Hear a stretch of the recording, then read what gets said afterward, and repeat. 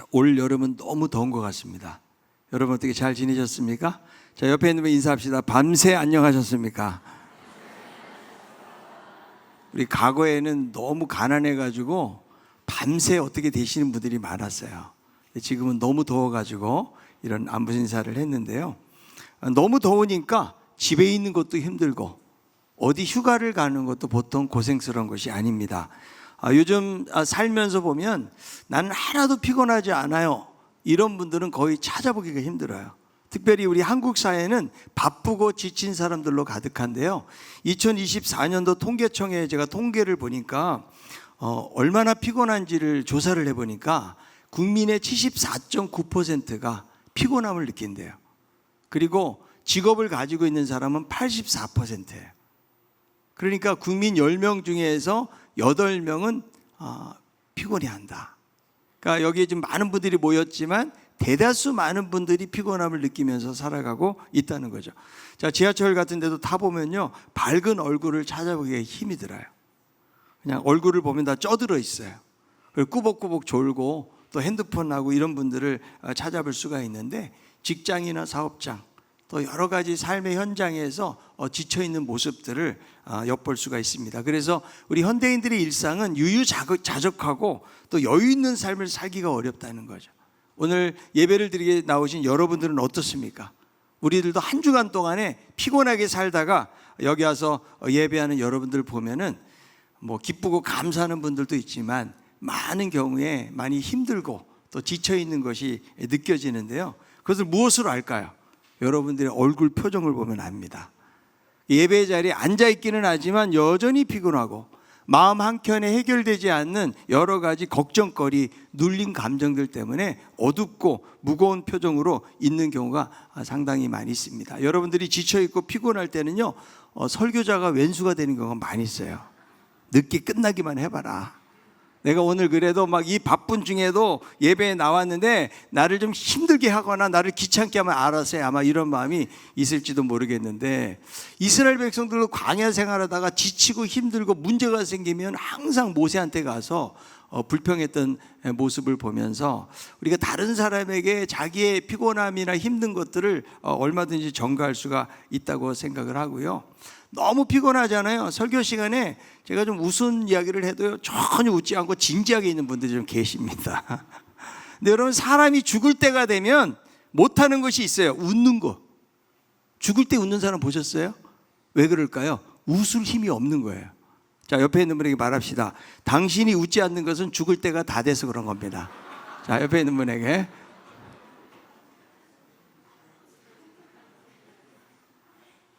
그러니까 대부분 많은 사람들이 몸과 마음에 여러 가지 피로를 안고 살아가고 있다는 거죠. 우리 왜 이렇게 지쳐 있는 것일까요? 삶은 예전보다 편리해졌는데도 불구하고 더 바쁘고 쉴 틈 없는 생활을 하는 것을 볼 수가 있고요. 우리나라도 주 5일제가 정착이 되고 이제 앞으로는 막 4일 동안 일한다, 이런 논의들이 되고 있잖아요. 그리고 가끔 휴가도 가져보지만 그런 휴가를 통해서 우리의 피로가 완전히 풀리지 않는다.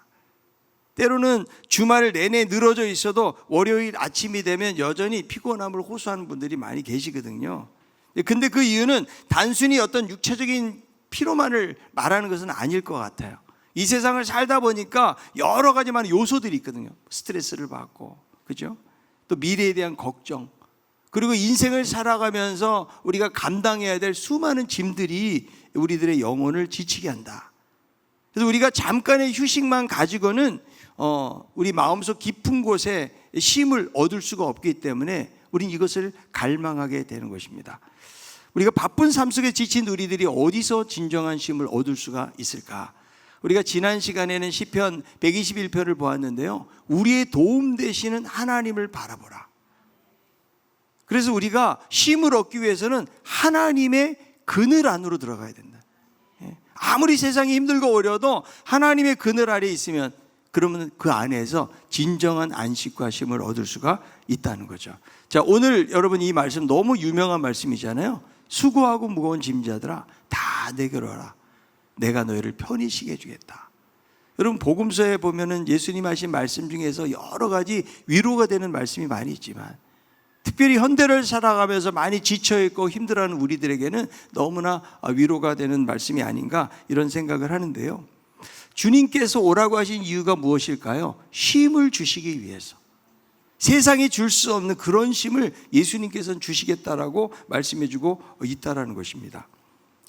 그래서 오늘 이 말씀을 통해서 우리들은 우리가 바라는 참된 쉼은 과연 어디서 오는 것인지, 그리고 어떻게 하면 주님 안에서 그 쉼을 누릴 수 있는지를 한번 생각해 보려고 하는 것입니다. 자, 주님이 먼저 우리를 부르고 계시는데 이 말씀은 단순히 권유의 말씀이 아니고요, 바로 명령이라는 거죠. 다 내게로 오라. 그러니까 오고 싶은 사람은 오고 싶지 않으면 안 와도 된다, 이런 선택이 아니에요. 주님이 명령하고 계신다. 그러니까 우리는 주님의 초청 앞에 전부 다 주님 앞으로 가야 된다는 거죠. 근데 주님이 뭐라고 말씀하세요? 너희들이 이 명령에 순종해서 나에게로 오면 그러면 내가 너희들에게 쉼을 주겠다, 이런 약속의 말씀을 주고 있는 것입니다. 그래서 주님이 주신 말씀은 율법의 멍에와 삶의 고단함에 지쳐있는 사람들에게 주시는 해방의 어떤 초청입니다. 여기 지금 수고하고 그랬는데요, 이 수고한다라는 말은요, 지금 고갈되어 있는 수고를 통해서 지쳐서 녹초가 된 상태, 육체적인 노동에 지치고 정신적으로 많이 소모가 돼가지고 이런 상태예요. 근데 분사형을 쓰고 있기 때문에 수고하고 그랬잖아요. 그러니까 이것은 한 번 수고하고 피곤한 것을 말하는 것이 아니고 계속적으로 수고하고 지쳐있는, 녹초가 되어 있는 이런 사람들을 향해서 말씀해주고 있다는 거죠. 자, 우리 현대인들도 이 번아웃이라는 말을 쓰잖아요. 이것은 몸과 마음이 소진되어서 완전히 탈진된 상태예요. 직장 생활을 하다가 번아웃 되고, 심지어는 여러분 교회 생활을 하다가도 막 번아웃이 되는 경우도 종종 발견할 수가 있는데요. 왜 그럴까요? 우리가 살다 보면은 지속적으로 내가 감당해야 될 그런 과중한 일들이 있어요. 책임감이 있어요. 그리고 정말 이 경쟁이 치열한 세상을 살다 보니까 쉬고 싶어도 제대로 쉴 수 없는 환경 속에 있다 보니까 많이 지치는 거죠. 그리고 또 하나는 우리가 이렇게 많이 지치고 힘들어도 옆에서 나에게 응원해주고 격려해주고 지지해주는 사람이 있으면은 우리가 잘 이겨낼 수가 있거든요. 여러분들이 바깥에서 막 녹초가 돼가 너무 힘들었는데 집에만 들어가면 여러분들을 정말 반가운 미소로 맞아주면서 너무 고생 많았어요 그러면서 막 어깨도 그죠? 주물러 주고. 혹시 이런 분 혹시 계십니까? 집에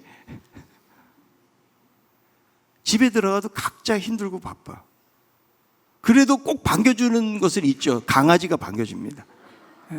요즘 왜 강아지를 많이 키우고, 걔네들 한결같아요. 걔네들은요 늘 주인하고 항상 반기고 꼬리를 살랑살랑 거리잖아요. 우리 사람은 다 지쳐가지고 내가 이렇게 위로해주고 격려해주고 이런 마음은 있을런지는 몰라도 사실은 서로에게 가까운 가족지간에도 그런 말을 하기가 참 쉽지가 않아요. 너무 당연하게 생각하고 나도 바쁘고 나도 힘든데 어떻게 다른 사람까지 관심을 갖기가 너무나 힘들다라는 것이죠. 그러다 보니까 여러분 이런 탈진 상태에 이를 수가 있다는 거예요. 잠을 좀 자면 개운해야 되는데 잠을 자도 별로 개운하지 않고 지속적인 피로감이 있고 정서적으로도 너무 예민해지는 거예요. 냉소적이 되고 되게 무기력해지고, 그리고 어떤 일에 대해서도 의미를 갖지 못하고 살면서 어떤 회의감 속에 살아갈 수가 있는데요, 이 번아웃은 영적인 침체로도 온다는 거죠. 기도가 잘 안 되는 거예요. 예배를 드려도 정말 감동 있는 예배를 드려야 되는데 그냥 형식적으로 예배를 그냥 거치게 되어지고 하나님과 멀어진 느낌이 지속적으로 가게 되는 거죠. 그러니까 교회 안에서도 내가 여러 가지 봉사도 하고 예배도 드리고 활동을 하면서도 그 마음이 지쳐서 주저앉아 있는 분들이 의외로 많이 있다는 거예요. 근데 이 영적인 번아웃은요, 병원에서도 진단해 주지를 않아요. 그런 경우가 상당히 많이 있다는 거죠. 자, 여기서 이 짐진자들이라는 단어는 수동형의 단어가 사용되고 있기 때문에 누군가에 의해서 짐이 지어졌다는 거예요. 내가 능동적으로 이 짐을 지고 가고 있는 것이 아니고 다른 사람이 지어진 거예요. 내가 가족들을 돌보고 부양하기 위해서, 혹은 이런저런 회사의 막중한 책임을 위해서 누군가에 의해서 지어진 짐을 지금 여기서 말해주고 있는데, 특별히 본문에서 짐진자들은 누구를 말하는가 하면 바리새인이나 서기관들에 의해서 매어진 율법적인 멍에를 먼저 말할 수가 있는 것이죠. 그래서 마태복음 23장 4절에 이렇게 말씀하는데요. 또 무거운 짐을 묶어 사람의 어깨에 지으되 자기는 이것을 한 손가락으로도 움직이려 하지 아니하며. 그러니까 무거운 짐을 묶었다는 거예요. 그러니까 이 당시에 로마 압제뿐만 아니라 유대인들은 이런 종교 지도자들에 의해서 매어진 여러 가지 율법적인 그런 멍에들이 있는 것을 말씀해 주고 있다는 거죠. 그러니까 율법만 지키면 되는 것이 아니고 구전되어진 수많은 전통들, 이것이 막 덧붙여졌기 때문에, 그러니까 하나님을 믿는다는 게 단순하지가 않고 너무 지킬 것이 많은 거예요. 예를 들어서 여러분 안식일에도 여러분 일하지 말라고 그랬잖아요. 예배드리라고 그랬죠. 여기에도 여러 가지 세부 조항들이 들어가는 거죠. 39가지 노동 금지. 불 피우면 안 되고 요리해도 안 되고 물건을 나르거나 뭐 이러면 안 됩니다. 그리고 글씨도 쓰면 안 돼요. 2자 이상 쓰면 안 돼. 아예 쓰지 말라는 거예요. 일하지 말라고 그러니까 사람이 걷는데도 제한을 들어가. 2,000규빗이에요. 안식일 날은 2,000규빗이 얼마쯤 될까요? 한 900m 정도? 1km 정도 이상 걸으면 안 돼요. 그게 노동으로 간주가 되는 거예요. 그리고 막 생명이 위독하지 않으면 약을 바르거나 뭐 상처를 치료하거나 뭐 침을 놓는데 이런 게 전혀 안 된다는 거죠. 어떤 사람이 바느질을 하다가 이 바느질 빼는 걸 잊어버리고 바느질을 꽂고 다니면 운반이 되는 거예요. 운반. 일이 되는 거예요. 그러니까 여러분, 그리고 뭐 정결 조항들 있잖아요. 물에 손을 씻는 것도 어떤 각도를 가지고 얼마만큼의 물을 써야 되고 이런 아주 세부적인 것들이 있기 때문에 이 사람들이 하나님을 믿으면서도 기쁨이 있는 것이 아니고 너무나 많은 율법의 조항 때문에 어려움을 당하고 있는 율법적인 멍에를 가지고 있는 것을 말해주고 있는 것이죠. 자, 우리가 하나님의 말씀을 지키는 것은 뭐예요? 기쁨으로 지키는 거예요. 아멘? 막 형식적이고 막 억압적인 종교의 틀이 되어버리면 안 된다는 거예요. 왜냐하면 신앙의 본질이라는 것은 바로 관계이기 때문에 그래요. 그러니까 여러분 예수 믿는 게 즐거우세요? 예? 그냥 아멘 다 하니까 그냥 따라 하시는 거예요? 교회 올 때도 좀 즐겁게 오세요. 물론 막 너무 더우니까 그러긴 하겠는데, 근데 정말 예수님 믿으면서 막 은혜 충만하고 즐겁고 이런 분들은 사실은 별로 찾아보기 힘들어요. 이것도 짐이 되는 거야. 예배도 짐이 되고 내가 하나님 앞에 봉사하는 것도 짐이 되고. 근데 정말 여러분 중요한 것은 하나님과 관계거든요. 이 관계가 잘 돼 있죠. 자, 부부 관계가 좋잖아요. 그러면 설거지도 잘 되는 거야. 음식도 준비를 잘 하는 거죠. 근데 관계가 엉망이거나 잘못되어 있어 보세요. 그래서 안 깨지는 그릇을 사는 거예요. 그러니까 여러분 결혼의 본질이 부부 관계 아니에요? 뭐 아기 키우고 막 나머지 막 이런 청소하고 이런 가사나 이런 힘든 것들은 사실은 본질은 아니에요. 부부 관계가 가장 중요한 것이죠. 하나님과의 관계도 마찬가지다. 나는 포도나무에 너희는 가지니 너희가 나를 떠나서는 아무것도 할 수 없다고 말씀하시잖아요. 그러니까 주님과 바른 관계가 되어지고 주님으로부터 은혜를 공급받잖아요. 그럼 기쁨으로 일하게 되어 있어요. 아멘? 자, 여러분 교회에서 이렇게 식사하고 그러면 식당에서 설거지 하잖아요. 목장별로 돌아가잖아요. 예? 야, 우리 목장 설거지가 언제일까? 나 참 기다려진다. 이런 분 계세요? 예? 야, 오늘 지금 봉사를 해야 될 사람들이 안 나와서 다 어디 가고 뭐 휴가 가고 뭐 다 떠났어. 일할 사람이 없어요. 그러니까 막 도끼 눈 뜨고 막 불평하면서. 여러분 그렇게 봉사하면 그 봉사를 하나님 과연 받으실까요? 여러분 마르다가 예수님 너무너무 사랑하잖아요. 그런데 자기만 봉사하니까 너무 열받는 거예요. 마리아는 막 앉아서 지금 옆에 예수님 옆에 앉아가지고 막 말씀을 듣는다고 저러고 있는데 자기는 지금 예수님 배고플까봐 열심히 주방에서 던지니까 막 열이 받는 거예요.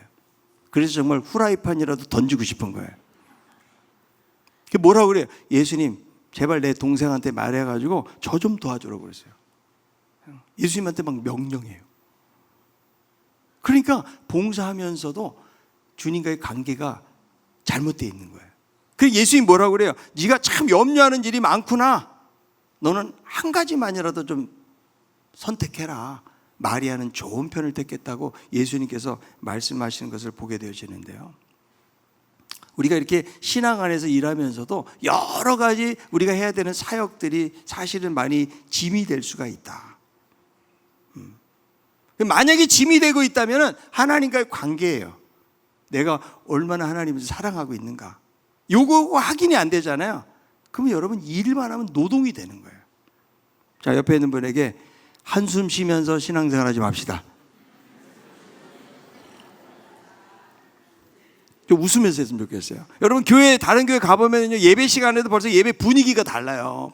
예배 교회마다 정말 활기차고 막 기쁨이 넘치는. 그리고 사람들 보면 다 웃고 있어. 그러면 여러분 낯선 사람이 가면 그런 데 가고 싶지 않을까요? 근데 막 인상 팍 쓰고 있고 앞에서도 여러분 목회자가 가운 탁 입고 말이죠 인상 팍 쓰고 있으면요 제가 전에 교회 그러더라고요. 목사님 나랑 막 열심히 이야기하더니 갑자기 올라가더니 얼굴이 진지해졌어요. 네. 여러분 우리가 하는 그런 일들이 짐이 될 수가 있다. 근데 사실은 이 당시에 이렇게 종교적인 여러 가지 짐을 가지고 고통당하고 어려움 당하는 그런 사람들을 향해서 주님께서 말씀하고 있는 것이죠. 그리고 이 짐에는 단지 삶의 스트레스나 종교적인 의무뿐만 아니라 인간이 가진 죄의 짐도 포함이 되어져 있는 거예요. 이 죄의 짐이요 우리의 영혼을 가장 무겁게 만드는 짐이에요. 우리를 지치게 만드는 거예요. 아무에게도 말 못하지만 계속 내 마음속에서 나를 누르는 것이 있어요. 기도할 때 고개 들지 못하고 그리고 예수님 앞에 나오는데 나를 망설이게 하는 그 무거운 죄의 기억들이 있는 거예요. 오래전 회개했지만 여전히 스스로 용서하지 못하는 죄책에 시달릴 수도 있고요. 반복해서 계속 넘어지기 때문에 좌절하게 되어지는 어떤 중독처럼 악한 습관에 빠져 있는 그런 죄의 문제일 수도 있다는 거예요. 이것이 우리의 영혼을 무겁게 만든다. 고대 그리스 신화에 시시포스라고 하는 왕이 나오거든요. 타나토스라는 죽음의 신을 속이고 감금해서 자기 삶을 연장해요. 결국에는 제우스가 이것을 알고 이제 심판을 하게 되어지는데 거대한 바위를 산 꼭대기까지 가지고 굴러서 올라가는 거예요. 그럼 그 다음에 벌어지는 일은 뭐냐면 이 돌이 밑으로도 굴러 떨어져요. 시시포스는 이걸 또 해야 돼요. 계속 반복적으로 무거운 돌을 끌어올리는 이런 형벌을 말하는 거거든요. 어쩌면 여러분 우리의 인생도요 이렇게 죄의 무거운 짐을 지고 있는 것이 시시포스의 삶과 비슷한 것이 아닌가 생각을 하는데요. 인간은 무거운 죄의 짐을 지고 있는 거예요. 자, 그래서 다윗도 이렇게 고백을 하는데 시편 38편 2절부터 4절까지예요. 주의 화살이 나를 찌르고 주의 손이 나를 심히 누르시나이다. 주의 진노로 말미암아 내 살에 성한 곳이 없사오며 나의 죄로 말미암아 내 뼈에 평안함이 없나이다. 내 죄악이 내 머리에 넘쳐서 무거운 짐 같으니 내가 감당할 수 없나이다. 얼마나 여러분 죄의 짐으로 지금 고통당하고 탄식하고 있는지를 우리에게 보여주고 있는데요. 주님은 이렇게 무거운 죄의 짐을 지고 있는 자들을 향해서도 초청을 하시는 거예요. 자, 우리들도 이렇게 믿음 생활하면서 죄와 여러 가지 죄책감과 실패감 속에 눌린 분들이 계십니까? 가정이나 직장에서 여러 가지 무거운 짐을 지고 가야 되는 분들, 심지어는 교회 안에서도 예배드리고 하나님 앞에 헌신하면서 섬기다가 지친 분들 모두 다 예외 없이 주님은 초청하고 있다는 거예요. 그래서 이 말씀은 세상이 주지 못하는 차원 높은 안식, 세상이 줄 수 없는 놀라운 쉼, 그러니까 예수님이 내가 너희를 쉬게 하겠다라는 것은 그냥 세상적인 휴식이 아니에요. 세상이 결코 줄 수 없는 그것을 예수님이 주시겠다고 말씀해주고 있다는 거예요. 우리 예수님은 어떻게 이 세상에 오신 거예요? 우리에게 이런 삶을 주시기 위해서. 그래서 그 무거운 십자가를 지고 이 골고다 언덕길을 올라가시고 주님이 죽으셨기 때문에 우리가 이제는 더 이상 무거운 죄의 짐을 지지 않고 우리 안에 진정한 자유와 회복을 약속하고 있는 것이죠. 그래서 이 초청은요 우리를 향한 은혜의 명령이에요. 오라는 부르심에 순종하고 나아가기만 하면 주님은 참된 쉼을 주시겠다고 말씀해주고 있다는 거죠. 그런데 여러분 우리들이 살아가면서 세상의 수고와 짐을 벗어버리기 위해서 우리가 여러 가지 탈출구들을 찾고자 하는 모습을 보게 되거든요. 오락에 빠지고 중독에 빠지고 술에 빠지고 어떤 담배에 빠지는 사람도 있고 그게 뭐냐면 탈출구를 찾는 거예요. 근데 거기서 진정한 쉼이 없다는 거예요. 여전히 공허함을 느낄 수밖에 없다. 사람들에게 위로받고 싶어서 계속적으로 만남을 하는 사람도 있어요. 그럼 그 사람 위로가 안 돼요. 혹은 인정받기 위해서 막 인정의 욕구 때문에 열심히 사는 사람도 있지만 그것만 가지고 충분한 위로와 안식을 얻을 수가 없다라는 거예요. 어떤 사람은 돈을 쓰는 거 가지고 쇼핑하고 명품 사고 소비를 통해서 얻는 위안, 약간의 위안이 될런지는 몰라도요, 공허감밖에 남지를 않는다. 어떤 분들은요, 먹는 것으로 위안받는 분들이 계세요. 예? 남편하고 싸우면 그냥 배달 음식 많이 시켜. 왜 그럴까요? 이 허한 심정을, 공허감을 먹는 거로 배가 차잖아요. 약간 찬 느낌이 들기 때문에 그러지만 그것은 결코 그 심령을 채울 수가 없다. 그러니까 우리가 이렇게 빠져 사는 이유가 뭐냐면 세상에서도 이런 초대장을 우리에게 주는 거예요. 나에게로는 그런 위안을 주겠다고 말씀해 주고 있다는 거죠. 그런데 세상에 있는 위안을 가지고는 충분한 쉼이 될 수가 없다는 거예요. 그게 주님이 우리에게 말씀하시는 거예요. 이것은 마치 바닷물을 가지고 목을 축이는 것과 똑같은 거예요. 그리고 무엇을 말해주는 것입니까? 단맛 나는 패스트푸드하고 똑같아요. 먹을 때는 막 달고 맛있어요. 그러나 그것은 건강에 좋은 영향을 미칠 수가 없는 그런 것일 수 있다는 거죠. 우리가 여러분 세상을 살아보고 겪어봐서 알잖아요. 세상의 초대가 얼마나 허무하다는 것을. 믿음 생활을 오래 한 사람일수록 깨달을 수가 있고요. 그리고 왜 안 믿다가 신앙의 자리에 돌아오는가? 세상에 있는 것들이 너무 공허하기 때문에. 그래서 전도서 1장 2절은 이렇게 말씀합니다. 전도자가 이르되 헛되고 헛되며 헛되고 헛되니 모든 것이 헛되도다. 세상의 모든 것을 겪어봤더니 솔로몬 왕이 모든 것이 헛되도라는 고백을 하고 있는 모습을 볼 수가 있습니다. 여러분, 사람은요 편하게 살면 좋을 것 같지만 마음에도 허무감을 가져다 주는 거예요. 여러분, 공부하는 학생이에요. 밤을 새가지고 공부를 열심히 하잖아요. 그럼 그때는 힘들지만 그래도 마음속에는 보람과 기쁨이 생기는 거예요. 사람은요 열심히 치열하게 살지 않잖아요. 공허감이 항상 찾아와요. 그래서 내가 너무 피곤하니까 나 깨우지 마. 그리고 한 2시쯤 일어나가지고 여러분들이 기지개를 펴고 일어나잖아요. 그럼 마음속에 야, 참 기쁘다 이런 게 아니에요. 오히려 우울한 마음이 들 수가 있어요. 제일 힘든 게 여러분 일이 없는 것이죠. 그래서 세상에 있는 것으로는 휴식이나 어떤 일이나 어떤 대상을 가지고 우리가 만족을 얻을 수 없지만 예수님께서는 나에게로 오라. 내가 너희를 쉬게 해주겠다고 말씀해 주는데 여기서 말씀하시는 이 쉼이 무엇을 말하는 게 샬롬이에요. 샬롬. 우리가 샬롬 인사하잖아요. 샬롬은요 단순히 휴식을 말하는 것이 아니에요. 관계 회복을 말해주고 내적인 평안이 거기에 숨겨져 있는 것입니다. 자, 우리 옆에 있는 분에게 한번 샬롬 해봅시다. 샬롬. 네. 이 주님 안에서 느끼는 거예요. 그래서 여러분 시편에도 너무 많은 시들이 있지만 23편 너무 우리가 다 아는 시편이잖아요. 여호와는 나의 목자시 내가 부족함이 없으려다. 그가 나를 푸른 초장 쉴만한 물가로 인도하시는도다. 얼마나 여러분 주님이 주시는 쉼이, 그리고 때로는 사망의 음침한 골짜기를 만난다고 할지라도 하나님께서 우리를 보호하시고 인도하심을 말씀해 주는 그 시를 보면서 주님 안에 참된 쉼이 있다는 사실을 깨닫게 되어지는 거예요. 우리가 주님 안에서 쉰다는 것은요 그냥 아무것도 안 하고 있는 멍한 상태가 아니에요. 우리가 주님 안에서 쉬는 것은 주님 안에서 재충전을 받는 거예요. 우리는 주님 안의 쉼을 통해서 다시 한번 누구를 바라보는 거예요? 하나님을 바라보는 거예요. 자, 시편 62편 5절에 있는 말씀이에요. 나의 영혼아 잠잠히 하나님만 바라라. 물은 나의 소망이 그로부터 나오는다. 그러니까 여러분 우리가 이런 쉼 없이 너무 분주하게 살잖아요. 하나님 바라볼 시간이 없어요. 내가 이 세상의 삶이 형통하고 너무 잘 되는 거, 여러분 이것만 가지고 만족함이 없어요. 그러면 오히려 우리는 하나님을 바라보지 못한다. 우리가 세상에 있는 어떤 도피를 가지고는 일시적인 마취제라면 그리스도 안의 안식은 우리를 새롭게 하는 치유제가 되는 것입니다. 우리는 세상의 쉼과 주님이 주는 쉼을 분별을 해야 돼요. 자, 그래서 여러분 하나님께서 특별히 안식일을 계명을 주셨잖아요. 의도적으로 멈추라. 그 구약을 보면 안식일을 지금 여러분 주일 어긴다고 누가 말하는 사람 없잖아요. 근데 안식일을 어기면 죽임을 당하는 거예요. 얼마나 중요하다는 것을 지금 말씀해 주고 있다는 거죠.